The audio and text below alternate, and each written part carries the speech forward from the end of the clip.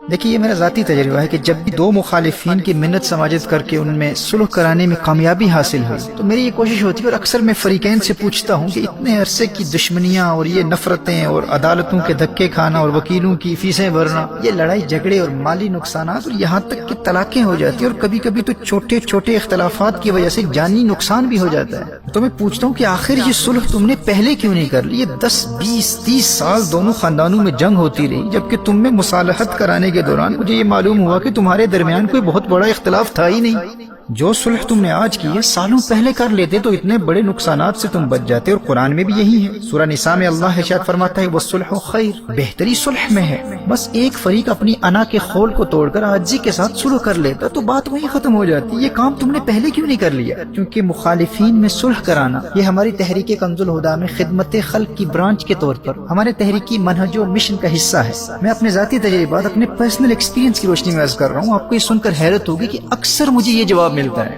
کہ ان نقصانات کا علم ہمیں بھی تھا اور ہم کب کے صلح کر لیتے، لیکن کوئی صلح کرانے والا ہی نہیں تھا۔ اگر کوئی خلوص و محبت کے ساتھ کسی ایک فریق کی حمایت و پاسداری نہ کرتے ہوئے غیر جانبدارانہ رویے کے ساتھ پہلے صلح کروا دیتا تو ہم یہ برسوں کے اختلافات اور زندگی کے 10 20 30 سال کی نفرتوں اور مالی نقصانات سے بچ جاتے۔ ہم کیوں نہ صلح کرتے؟ مسئلہ یہ تھا کہ کوئی صلح کروانے والا ہی نہیں تھا۔ محترم احبہ، آپ اس سے اندازہ لگا سکتے ہیں کہ اسلام میں صلح کروانے والے کو اتنا بلند مقام و مرتبہ کیوں حاصل ہے۔ نبی کریم صلی اللہ تعالی علیہ وآلہ وسلم نے ارشاد فرمایا افضل الصدقۃ اصلاح ذات البین۔ امام طبرانی اور بزار نے اس روایت کو نقل کیا ہے۔ نبی کریم صلی اللہ تعالی علیہ وآلہ وسلم نے ارشاد فرمایا سب سے افضل صدقہ آپس میں صلح کرانا ہے۔ اور سنن نبی داؤد کی روایت ہے، نبی کریم صلی اللہ تعالی علیہ وآلہ وسلم نے ارشاد فرمایا الا اخبرکم بافضل من درجۃ الصیام والصلاۃ، کیا میں تمہیں ایک ایسا عمل نہ بتا دوں جس کے ثواب کا درجہ روزے اور نماز کے ثواب سے بھی زیادہ ہے؟ قالوا بلا، صحابہ علیہم رضوان عرض کرتے ہیں جی ارشاد فرمائیے۔ نبی کریم صلی اللہ علیہ وآلہ وسلم نے ارشاد فرمایا اصلاح ذات البین،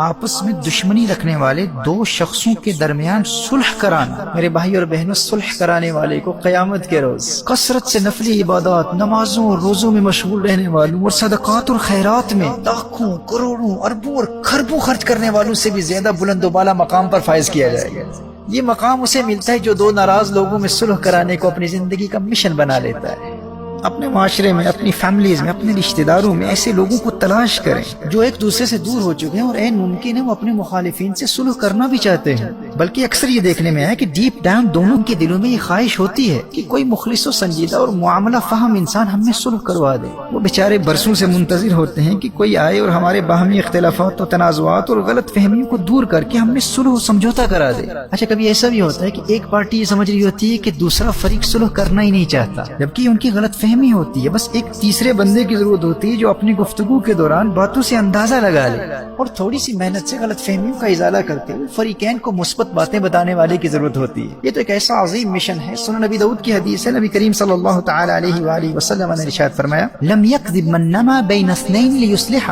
وہ آدمی جھوٹا نہیں ہے جو باہم لڑنے والوں کے درمیان صلح کرانے کی کوشش کرے اور اس سلسلے میں خیر و بھلائی کی باتیں پہنچائے، اچھی باتیں کرے، یعنی دو مخالفین میں صلح کرانے کے لیے، دلوں کو ملانے کے لیے اگر کوئی جھوٹ بھی بولے تو وہ بھی معاف ہے۔ میرے دوستو، ایک ایسے تیسرے مخلص بندے کی ضرورت ہوتی ہے، بس آپ اپنے معاشرے میں وہ تیسرا فریق بن جائیں۔ ایسے ناراض لوگوں کو تلاش کریں، وہ آپ کے منتظر ہیں، وہ ضرورت مند ہیں۔ جس طرح ایک غریب کو پیسے کی ضرورت ہوتی ہے، ایک بھوکے کو کھانے کی ضرورت ہوتی ہے، اسی طرح مخالفین کو صلح کروانے والوں کی ضرورت ہوتی ہے۔ اور حدیث شریف میں نبی کریم صلی اللہ تعالی علیہ وآلہ وسلم کے فرمان کے مطابق سب سے بڑا صدقہ ان ضرورت مندوں کی ضرورت پوری کرنا ہے۔ دیکھیے، اگر آپ غریب ہیں اور آپ کے دل میں بھی یہ خواہش ہے کہ آپ کا شمار بھی صدقہ دینے والوں میں ہو، تو آج یہ ارادہ کر لیں، بلکہ اپنی ذات کو صلح کروانے والی ایک تحریک بنا لیں، اسے اپنی زندگی کا مشن بنا لیں۔ اپنی حیثیت کے مطابق اپنی فیملیز میں، اپنے رشتہ داروں میں ناراض لوگوں کو تلاش کریں، ماضی کے ان دوستوں کو تلاش کریں جو آج ایک دوسرے سے ناراض ہو چکے ہیں، ناراض بھائیوں کو تلاش کریں، ایک دوسرے سے دور ہو جانے والے میاں اور بیوی کو تلاش کریں جن کے بچوں کی زندگیاں برباد ہو رہی ہیں، اور والدین علیحدہ گھروں میں برسوں سے منتظر ہیں کوئی صلح کرائے، رشتہ دار تماشا دیکھ رہے ہیں کوئی صلح کروانے والا ہی نہیں ہے۔ اسی طرح مخالف خاندانوں کو تلاش کریں جو ایک دوسرے کے جانی دشمن بن چکے ہیں،